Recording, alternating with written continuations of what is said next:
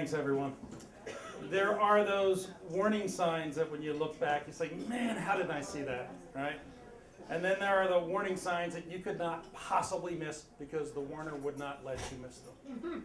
And I'm going to talk about both types tonight. I'm going to talk about my father-in-law, Dr. Donald E. Schwartz. He's a wonderful man. He's a great man. He's a great father and father-in-law. He's not a great-grandfather, but he's a grandfather who is great in many ways. He's a great guy to be around. And he taught me about warning signs in ways he didn't intend to. He taught me about a lot of things. But back when I was dating my now wife, she was living in Massachusetts and working on her doctoral degree, her master's degree, I'm sorry. And she would come down sometimes, I'd go up sometimes.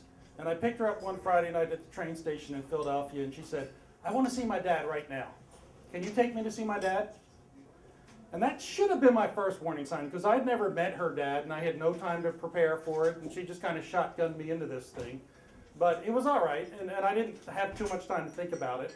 And we drove out to his house, and we got there, and we were making the usual small talk, and who are you, tell me about yourself, and we're having a good time. And at one point in the conversation, he said, Jody, I'm going to take Peter downstairs and show him the new litter of puppies. Now that should have been a warning sign too, because Jody had never seen these puppies before, and he should have said, why don't you guys want to come see these puppies? But he didn't. He said, I'm going to take Peter downstairs and show him these puppies. And I go down into his basement with him, and it's a low-ceiling basement. It's not finished. It's all concrete, and there's probably 6 German short-hair puppies in this little crate in the middle of the floor. And I did not grow up in a pet household, right? And this guy's a veterinarian, and he breeds short hairs, and his wife breeds Lhasa Apsos, and there's pets everywhere. They have this parrot that barks all the time because it's around dogs. It's awesome. But we're down there, and I don't know this guy, and I'm looking, and I can agree. Even though I'm not a pet person, puppies are cute. I know this, right? And we're looking in the crate together, and I'm thinking, wow, these are really cute puppies, and I probably said something to that effect. But without telling me, he reached over and he picked up a starter's pistol. It had a blank in it. And I'm not looking, I'm looking at these cute little brown things running around the crate. And he fires it in this enclosed little basement.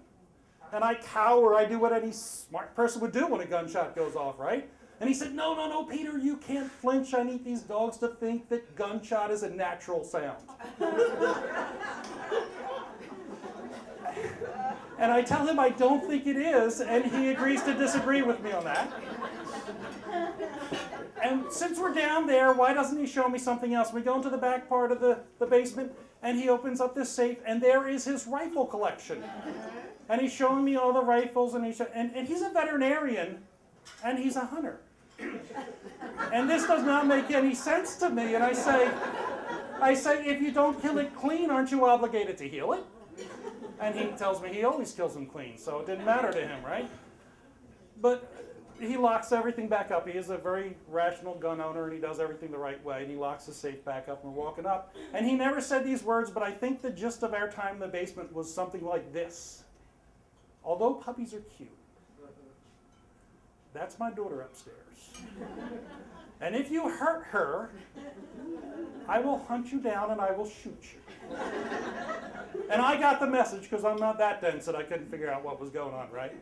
So the very second time I get to meet this man, my wife is graduating. And here's the deal. I am flying up in an airplane with her father and her father's wife, and we're going to watch the graduation.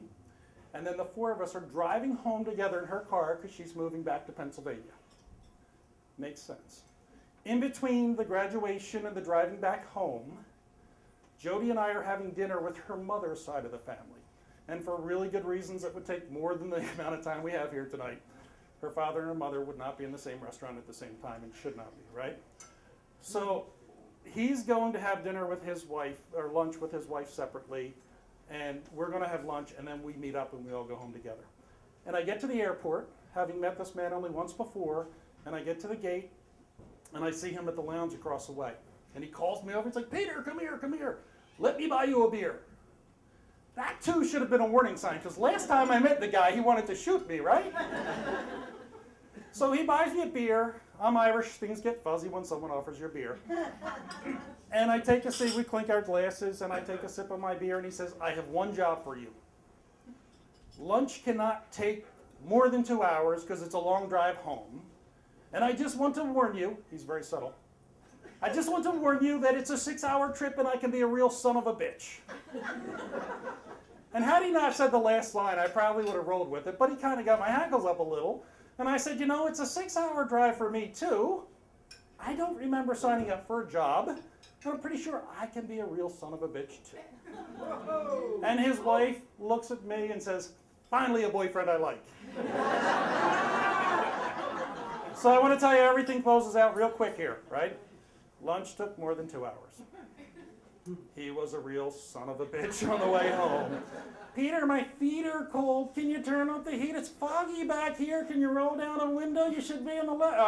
And he knew what he was doing, and I knew what he was doing, but it still got on my nerves a little bit.